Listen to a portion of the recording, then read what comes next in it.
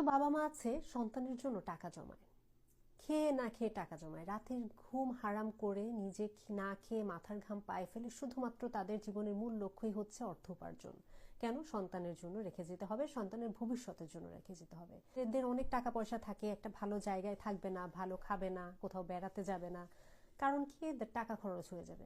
কিন্তু আমার মনে হয় একটা সন্তানকে যথাযথভাবে বড় করা, তাদেরকে সুশিক্ষিত করার মধ্যেই একটা প্যারেন্টের দায়িত্ব শেষ হয়ে যায়।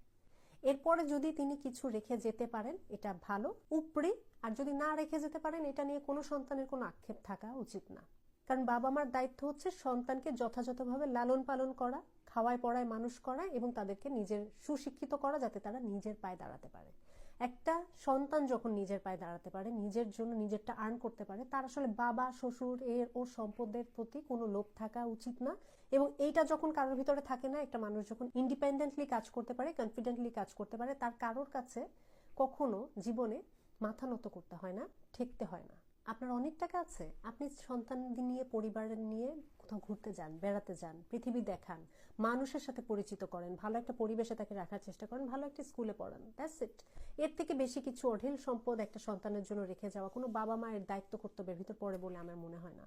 এতে কি হয় জানেন? সন্তান এই মানসিকতা নিয়ে তৈরি হয় যে আমার পর্যাপ্ত আছে, আমার আর না থাকলে হবে, আমার বাবারটাই আমি খেয়ে মরতে পারবো, আমার জীবনে কিছু না করলেও চলবে।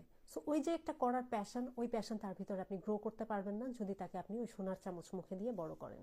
কারণ আমাদের আশেপাশে দেখবেন এমন অনেক লাখপতি কোটিপতি মানুষ আছে জীবদ্দশায় যে নিজের জীবনে কিচ্ছু দেয় নাই, কিচ্ছু খায় নাই, মাথার ঘাম পায়ে ফেলছে শুধু সন্তানের জন্য টাকা পয়সা রেখে যাবে, পরবর্তী প্রজন্মের জন্য টাকা পয়সা রেখে যাবে।